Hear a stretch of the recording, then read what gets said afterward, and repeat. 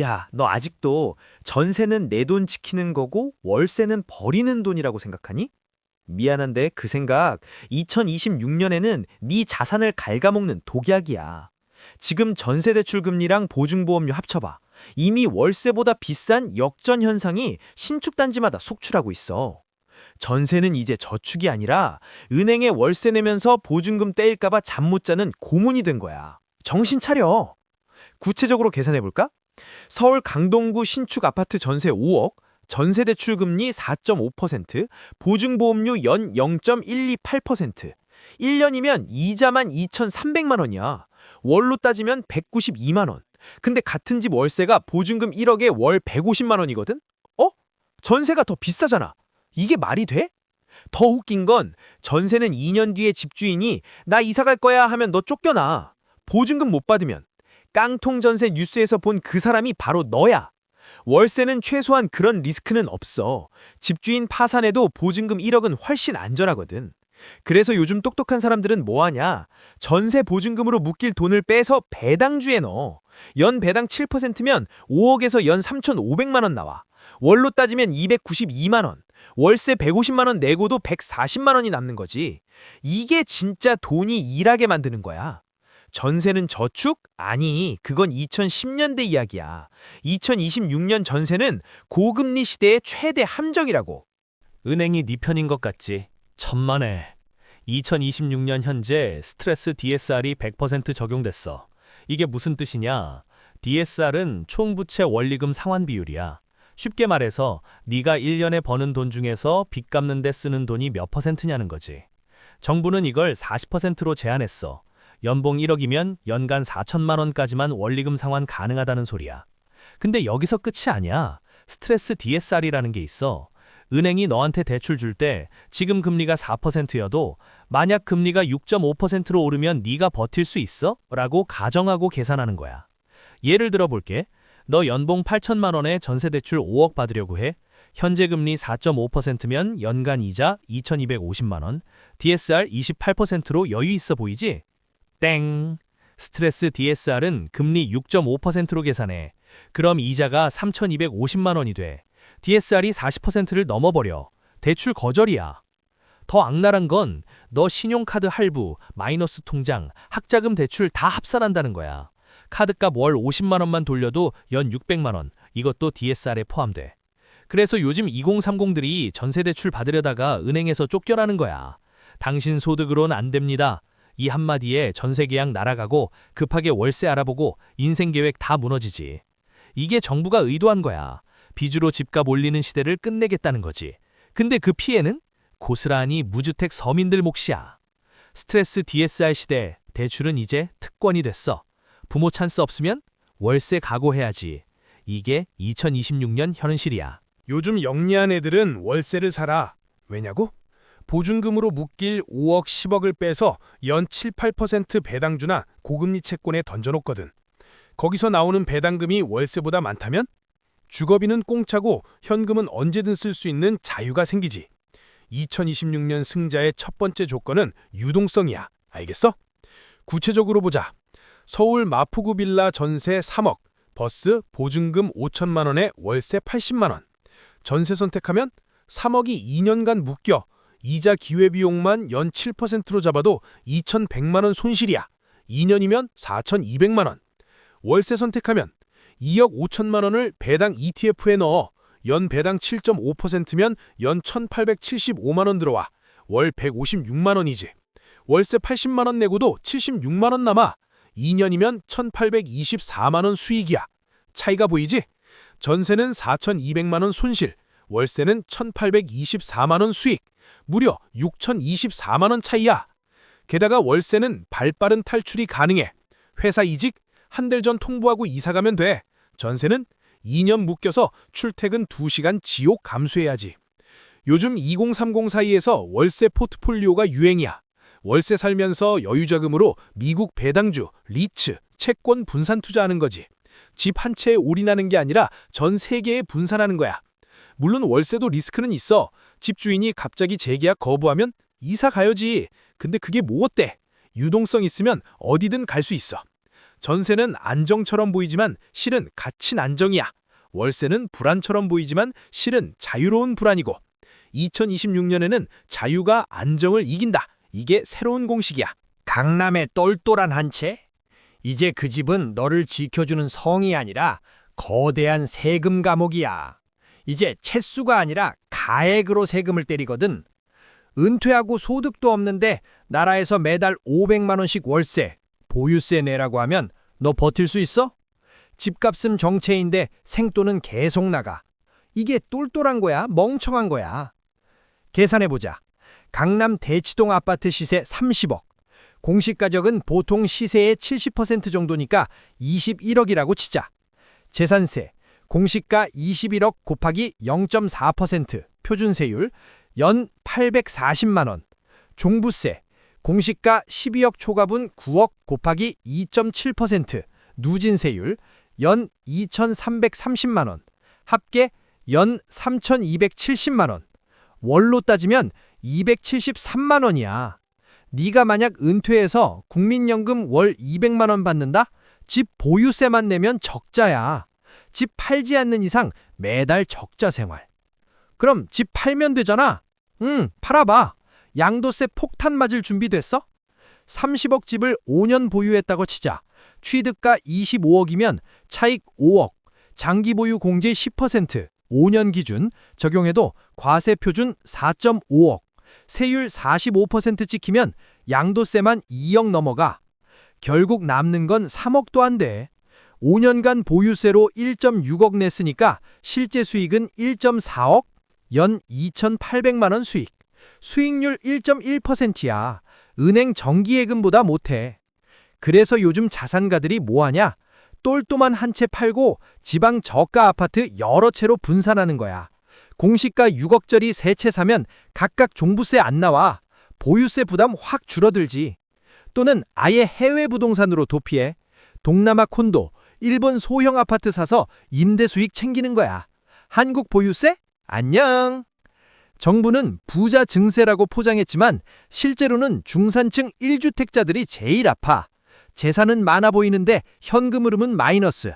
이게 2026년 하우스푸어 2.0이야. 자, 메모에 2026년 5월 9일 양도세 유예가 끝나는 날이야. 장기 보유 공제율이 80%에서 30%로 깎인다는 소문이 돌자마자 자산가들은 이미 엑소더스를 준비하고 있어. 시장에 매물이 쏟아지기 직전의 고요함. 너만 모르면 그 매물 네가 다 설거지하는 거야. 왜 5월 9일이 중요하냐? 정부가 코로나 시절 양도세 한시적 완화 정책을 폈거든. 10년 이상 보유하면 장기 보유 공제 80% 줬어.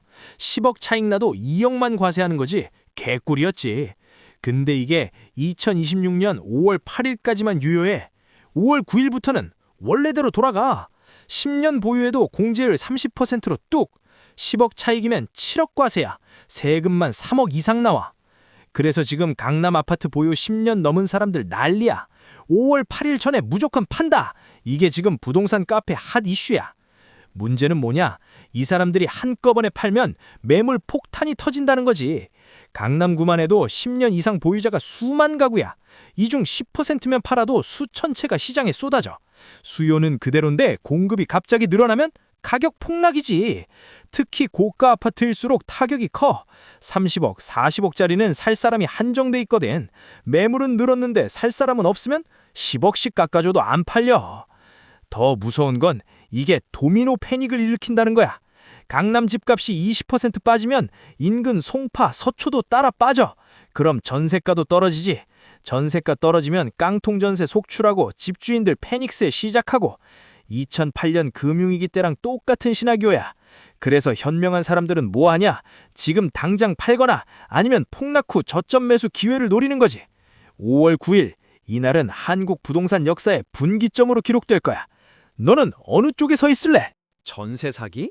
그거 2022년 얘기 아니냐고?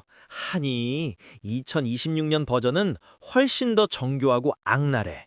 이제는 합법적 전세 사기가 등장했거든. 어떻게 합법적으로 사기를 치냐고? 간단해.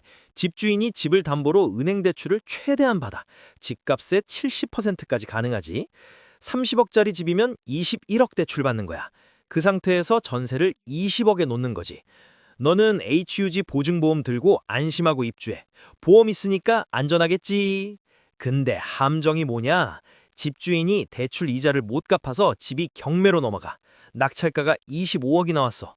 여기서 은행 대출 21억 빼면 4억밖에 안 남아. 근데 네 전세 보증금은 20억이잖아? HUG가 16억 떼인 거야. 보험사는 지급 거부해. 집값 대비 과도한 전세 설정은 보장 범위 바뀝니다. 이러면서. 너는 법정 싸움 시작하는데 최소 2년 걸려. 그 사이 이사는 어떻게 가고 새집 보증금은 어디서 구하고. 이게 합법적 전세 사기야. 집주인은 난 몰랐어. 은행이 대출 내줬는데 뭐가 문제야? 라고 하면 끝이거든. 2026년 현재 이런 고위험 전세 물건이 전국에 수만 건이야. 어떻게 구별하냐고? 체크리스트 줄게. 등기부 등본 떼서 근저당 확인, 전세 보증금 플러스 근저당액이 집값의 80% 넘으면 위험, 준공 10년 넘은 빌라, 집값 하락 위험 높아서 경매 시 낙찰가 폭락, 집주인이 최근 1년 내 취득, 갭 투자 가능성 있으니 이자 부담 못 견디면 폭탄, 전세가율 90% 이상, 집주인 현금 여력 없다는 뜻, 위험 신호. 이 중 2개 이상 해당되면 그 집 들어가지 마. HUG 보험 있어도 소용없어. 네 인생 2년을 법정에서 날리고 싶지 않으면. 전세는 이제 안전자산이 아니야. 고위험 채권이라고 생각해야 해. 신용평가 없이 빌려주는 무담보 대출이랑 똑같아. 2026년 살아남고 싶으면 월세 살거나 전세 들어갈 거면 집주인 재무제표 분석하듯이 파고들어야 해. 이게 현실이야. 이제 투자의 공식은 하나야. 세후 수익률. 전세 이자 기회비용, 월세 지출, 매매 시 보유세와 양도세. 이걸 엑셀에 넣고 돌려봐. 남들 좋다는 강남 한 채가 네 상황에선 최악의 악수가 될 수도 있어. 뇌 빼고 투자하지 말고 제발 손가락 움직여서 계산기 좀 두드려. 실전 예시 줄게. 2가지 시나리오야. 시나리오 A. 강남 아파트 30억 매수. 자기 자본 10억, 대출 20억, 금리 4.5%, 연간 이자 9천만 원, 보유세 전에 재산세 플러스 종부세 3,270만 원, 연간 총비용 1억 2,270만 원, 5년 후 예상 시세 33억, 연 2% 상승, 양도세 납부 약 6천만 원, 실수익 33억 빼기 30억 빼기 6억, 이자 빼기 1.6억, 보유세 빼기 6천만 원는 마이너스 6천만 원. 결론 5년간 6천만 원 손해. 시나리오 B. 월세 플러스 배당 포트폴리오. 월세, 보증금 1억, 월 120만 원, 연 1,440만 원. 9억 배당 ETF 투자, 연 7% 배당, 연 배당금 6,300만 원, 세후 5,670만 원. 배당금 빼기 월세는 4,230만 원 순수익, 5년 누적 2억 1,150만 원. 결론 5년간 2억 1,150만 원 수익. 차이가 보이지? 무려 2억 7,150만 원 차이야. 그래도 집은 자산이잖아. 맞아. 근데 그 자산을 현금으로 바꾸려면 팔아야 해. 팔 때 세금 내고 중개수수료 내고 이사 비용 내면 실제 손에 쥐는 돈은 생각보다 적어. 반면 배당 포트폴리오는 필요하면 다음날 바로 현금화 가능해. 이게 유동성 프리미엄이야. 계산기 두드릴 때 꼭 넣어야 할 항목들. 대출 이자, 5년간 총액, 보유세, 재산세 플러스 종부세 5년 누적, 양도세는 차익의 35에서 45%, 기회비용, 같은 돈을 다른 데 투자했을 때 수익, 거래비용, 중개수수료, 취득세, 등기비용. 이 5가지 다 합치면 집값 10% 올라도 본전이거나 손해야. 집값 20% 이상 올라야 겨우 수익 나는 구조라고. 근데 2026년 집값이 20% 오를 가능성은 거의 제로에 가까워. 금리는 높고 대출은 막히고 인구는 줄고 보유세는 오르는데 누가 비싼 값 주고 사겠어? 계산기 두드려봤니? 아직도 집은 무조건 좋다고 생각해? 그럼 너는 2026년에 설거지꾼이 될 확률이 높아. 서울 아파트? 안전하지. 근데 수익은 없어. 지방 아파트? 수익 날 수도 있어. 근데 리스크 엄청나. 이게 2026년 지역별 부동산 딜레마야. 서울 핵심 지역, 강남, 서초, 송파, 용산 이쪽은 가격 방어는 되는데 수익 창출은 힘들어. 왜냐? 이미 가격이 너무 높아서 추가 상승 여력이 없거든.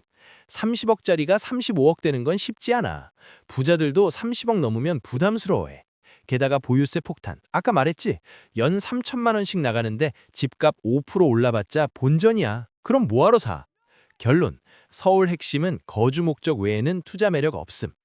서울 외곽, 강동, 노원, 도봉, 은평 이쪽은 애매해. 오르지도 않고 떨어지지도 않는 박스권 장세야. GTX 개통한다고? 집값 오른다고? 천만에. 교통 좋아지면 오히려 서울 외곽에서 경기도로 빠져나가. 어차피 출퇴근 1시간이면 경기도 신도시가 더 넓고 싸잖아. 이렇게 생각하는 거지. 결론, 서울 외곽은 관망. 경기 신도시, 분당, 판교, 광교, 동탄. 여기가 진짜 격전지야. 신도시는 인프라 좋아. 학교, 병원, 쇼핑몰 다 있어. 근데 문제는 공급 과잉이야. 3기 신도시까지 합치면 수십만 가구에 쏟아져. 수요는 저출산으로 줄어들고 있어. 공급은 늘고 수요는 주는데 가격이 오를 리가 없지. 특히 분당, 일산 같은 1기 신도시는 재건축 기대감 있었는데 정부가 규제 걸어서 10년은 더 기다려야 해. 그 사이 노후화는 진행되고 집값은 정체되고. 결론, 경기 신도시는 하락 리스크주의. 지방광역시, 부산, 대구, 광주, 대전 이쪽은 극과 극이야. 핵심 구역은 부산 해운대, 대구 수성구는 버텨. 지역 자산가들 수요가 있거든. 근데 외곽은 폭락각이야. 특히 30, 40평대 아파트는 수요 자체가 사라졌어. 젊은 사람들은 서울 가고 남은 사람들은 노령화돼서 집 축소하려고 해. 누가 사겠어? 결론, 지방은 슈퍼 핵심 아니면 손대지 마. 최종 정리, 서울 핵심, 안전하지만 수익 없음. 서울 외곽, 애매함. 경기 신도시, 하락 리스크. 지방광역시, 극과 극. 그럼 어디 사야 하냐고? 그게 함정이야. 어디 사야 하지?가 아니라 꼭 사야 하나?를 먼저 물어봐야 해. 2026년 정답은 안 사는 것일 수도 있어. 2020년, 2021년에 영끌에서 집 산 사람들 지금 어떻게 됐는지 알아? 2026년 현재 그들은 하우스 푸어를 넘어 하우스 데드가 됐어. 영끌이 뭐였냐? 영혼까지 끌어모은다는 뜻이지. 대출 최대한 받아서 집 사는 거야. 2021년 당시 금리 2%대였어. 이 금리면 이자도 얼마 안 되네. 집값은 계속 오를 텐데 안 사면 바보지. 이런 마인드였지. 근데 2026년 현실은 금리 2%에서 4.5%, 2배 이상 상승. 이자 부담 월 100만 원에서 월 225만 원. 집값 10억에서 8.5억, 15% 하락. 전세가 7억에서 5.5억, 22% 하락. 이게 무슨 뜻이냐? 예를 들어 볼게. 2021년 강동구 아파트 10억에 매수. 자기 돈 3억, 대출 7억, 금리 2%. 월 이자 약 17만 7천 원. 전세 끼고 산 거야. 전세 보증금 7억 받아서 은행 대출 갚고 집주인은 순수 자기 돈 3억만으로 10억 아파트 주인됨. 2026년 현재 상황. 집값 8.5억, 1.5억 손실. 전세가 5.5억, 전세계약 만료 시 1.5억 메워야 함. 대출금리 4.5%, 월 이자 263만 원. 재산세 플러스 종부세는 연 600만 원, 월 50만 원. 연간 고정지출 313만 원. 연봉이 5천만 원이면 세후 월급 330만 원. 거의 다 집에 바쳐야 해. 더 비극적인 건 이 집을 팔아도 해결이 안 돼. 매도가 8.5억, 남은 대출 6.8억, 원금 2천만 원 상환했다고 가정. 전세보증금 반환 5.5억, 중개수수료 플러스 양도세 3천만 원. 계산해보자. 8.5억 마이너스 6.8억 마이너스 5.5억 마이너스 0.3억 이퀄 마이너스 4.1억. 마이너스야. 집 팔아도 4억이 모자라. 이게 깡통주택이야. 결국 이 사람이 할 수 있는 건 버티기, 매달 300만 원씩 출연하며 집값 반등기도, 임의 경매, 은행에 넘기고 신용불량자 되기, 부모님 찬스, 4억 메꿔달라고 빌기. 2020년, 2021년 영끌 매수자가 전국에 몇만 명이야. 이들이 버티다 못해 패닉셀 시작하면 시장 붕괴 시작돼. 2026년 부동산 시장의 시한폭탄, 바로 영끌 세대야. 그리고 그 폭탄 터지는 소리가 슬슬 들리기 시작했어. 결론 내줄게. 2026년 최종 승자는 집을 가진 사람도 전세 사는 사람도 아니야. 바로 현금 흐름, 캐시플로우를 장악한 사람이야. 거주 형태는 전략적으로 선택하고 내 자산을 가장 높은 수익률이 나는 곳에 배치한 사람. 그게 진짜 승자지. 구체적으로 말해볼게. 승자 유형 1. 배당 투자자. 거주, 월세, 보증금 5천만 원, 월 80만 원. 자산 배치 5억 배당 ETF. 연 7% 배당. 연간 배당금 3,500만 원. 세후 3,150만 원. 월간 순수익 262만 원 마이너스 80만 원 등은 182만 원. 특징, 현금은 언제든 인출 가능. 이직, 이사 자유로움.